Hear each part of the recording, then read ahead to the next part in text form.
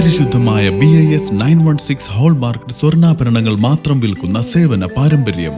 Punnakkal jewellers, Alappuzha, Eramallur, Thuravoor, Vaikom.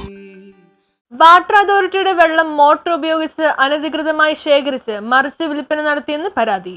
ചോദ്യം ചെയ്ത residence association ഭാരവാഹിക്ക് മർദ്ദനം. മുണ്ടമേലിയിൽ വാട്ടർ അതോറിറ്റിയുടെ കണക്ഷനിൽ നിന്ന് മോട്ടോർ ഉപയോഗിച്ച് അനധികൃതമായി ജലം ശേഖരിച്ച് ജാറുകളിലാക്കി മറിച്ച് വിൽപ്പന നടത്തുന്നതായി പരാതി. ഇത്തരത്തിൽ ജാറുകളിൽ വെള്ളം നിറക്കുന്നത് ചോദ്യം ചെയ്യുകയും ഇതിന്റെ വീഡിയോ പിടിക്കുകയും ചെയ്ത പൊതുപ്രവർത്തകനും റെസിഡൻസ് അസോസിയേഷൻ ഭാരവാഹിയും CPIM ബ്രാഞ്ച് സെക്രട്ടറിയുമായ ഡിക്സനെ സംഘം ചേർന്ന് മർദ്ദിച്ചതായും പരാതിയുണ്ട്. പരിക്കേറ്റ ഡിക്സൺ കൊച്ചിയിലെ സ്വകാര്യ ആശുപത്രിയിൽ ചികിത്സയിലാണ്. നാളുകളായി ഇവിടെ ജലക്ഷാമം രൂക്ഷമാണ്. ഇത് സംബന്ധിച്ച് ആളുകൾ ബന്ധപ്പെട്ടവരോട് പരാതി പറയുമെങ്കിലും യാതൊരു നടപടിയും ഉണ്ടായില്ല. ഇതിനിടയിലാണ് മോട്ടോർ ഉപയോഗിച്ച് ജലം അനധികൃതമായി എടുക്കുന്നത് ശ്രദ്ധയിൽപ്പെട്ടത്. ഞങ്ങൾക്ക് കുടിവെള്ളം കിട്ടാണ്ട് ഈ പ്രവൃത്തി ചെയ്ത് പിന്നെ കൂട്ടത്തിൽ വന്നിട്ട് ഒരു മലയാളിനെ അടിച്ചിട്ടാനുള്ള ഇതൊക്കെ ആരായി ലൈസൻസ് കൊടുത്തേക്കണം? ഇതൊക്കെ എന്താണ് ചെയ്യണത്? ആൾക്കാരെല്ലാരും കാണുന്നതാണ്. എല്ലാ പച്ച ഓഫീസിൽ കുപ്പിടത്ത് നിറച്ചിട്ട് അവര് സീൽ ചെയ്യും. ബോട്ടിലായിട്ട് തോന്നിക്കോളൂ. എന്നിട്ട് ഇത് പല കടകളിൽ സപ്ലൈ ചെയ്യേണ്ടി വരും.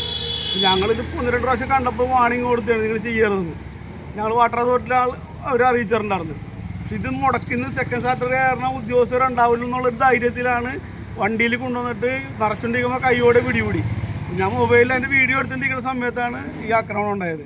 പെട്ടെന്ന് 2-3 പേര് കൂടി വന്ന് എന്നെ അടിച്ചപ്പോൾ ഞാൻ താഴെ വീണു പോയി. അപ്പോൾ ഞാനിപ്പോൾ എക്സ്റേ ഒക്കെ എടുത്ത് ഹോസ്പിറ്റലിൽ പോയി അതിൻ്റെ റിപ്പോർട്ടൊക്കെ ആയിട്ട് വന്നതാണ്. കോമ്പറ്റി സ്റ്റേഷനിൽ പരാതി കൊടുത്തതിൻ്റെ അകത്ത് ഞാൻ ഹോസ്പിറ്റലിൽ പോയി തിരിച്ച് സ്റ്റേഷനിൽ ചെല്ലുമ്പോൾ ആ തൊണ്ടി മുതലായിട്ട് ഞങ്ങൾ ഇതുമായി ബന്ധപ്പെട്ട് ജലം അനധികൃതമായി ജാറുകളിൽ നിറക്കാൻ ഉപയോഗിച്ച വാഹനവും ജാറുകളും ഉൾപ്പെടെ നാട്ടുകാർ പിടികൂടി തോപ്പുംപടി പോലീസിന് കൈമാറിയെങ്കിലും തോപ്പുംപടി പോലീസ് വണ്ടി വിട്ടുകൊടുത്തതായി പരാതി ഉയർന്നു. തുടർന്ന് മാധ്യമപ്രവർത്തകർ ഉൾപ്പെടെയുള്ളവരുടെ ഇടപെടലിനെ തുടർന്ന് വണ്ടി സ്റ്റേഷനിലേക്ക് തിരിച്ചെത്തിച്ചെങ്കിലും വാഹനത്തിനുള്ളിൽ ജാറുകൾ ഉണ്ടായിരുന്നില്ല. ഇത് വലിയ പ്രതിഷേധത്തിനാണ് ഇടയാക്കിയത്.